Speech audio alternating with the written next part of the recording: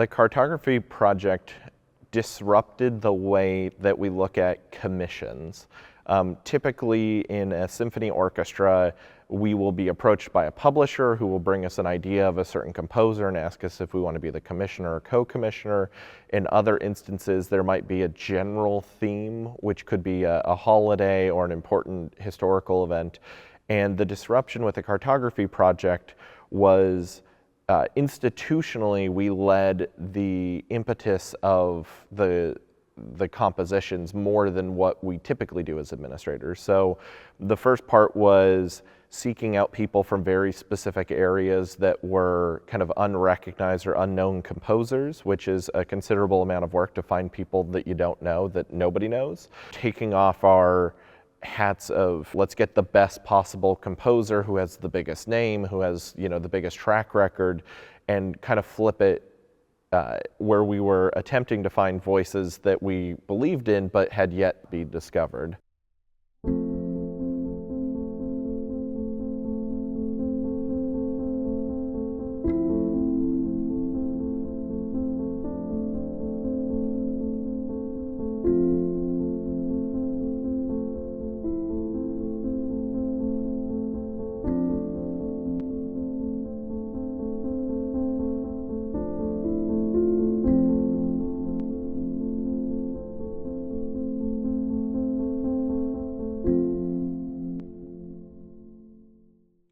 A lot of the catalog for classical music dates back to 300-400 years.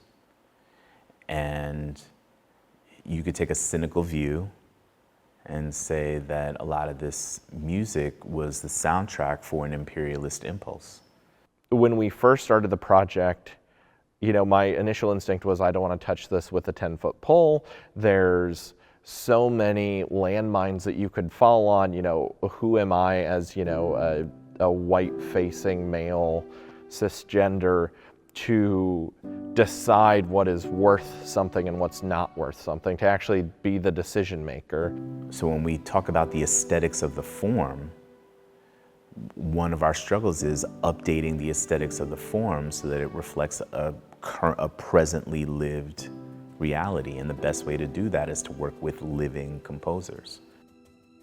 That was sort of an initial hurdle, and kind of continued through the process of trying to strip away any sort of ego attachment to it, of how I perceive a job should be done, and try to actually listen to the community partners involved, listen to the composers, listen to our composer in residence, Carlos Simon, and sort of adapt you know, our style, our management style for the composers that could bring about an artistic project that we'd be proud of. And if you take the word classical, you think classical music, it comes with preconceived notions. You have an idea of what the music may sound like. You may even have an idea of what the person looks like who's playing the music and written the music. So, and that tends to be white males from Europe, right? And think about Beethoven and Mozart. And so these are composers you think of when you think of classical music. Not me, you know, not someone who looks like me, black man. And definitely also in the first two bars, I know it's not written in there, but the crescendo, into the crescendo. You know, there is a very beautiful history of African Americans in classical music. And I very much look up to them, Florence Price and Ulysses Kay and Hale Smith, William Grant Still, and even like contemporaries like George Lewis. But you know, I think we're in a world now where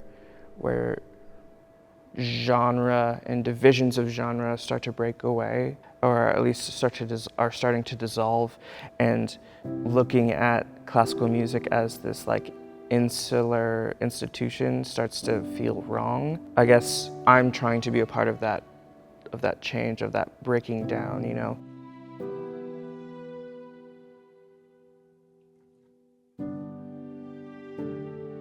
I had to look and see this woman who was almost exactly my age, who was just trying to live her life. I saw her face everywhere, and in her face I saw myself. Originally receiving this commission was my brain filled up with 1,000 ideas of what I wanted to do and 1,000 ideas of what I did not want to do. One of the biggest things was that I didn't want to create a political piece. I remember the first thing I did was I just started listening to music, as I always do, and a lullaby came on. It was in the middle of the day, but and I just remember thinking, like, this is so beautiful that it could put me to sleep. And that idea just kind of blossomed into who deserves to be put to sleep. Someone who was sleeping and was rudely awoken, and someone who lost their life, needs to be laid to rest. So that's essentially where that piece the original idea for that piece came from. That's kind of how the piece started emerging, and after that it kind of wrote itself.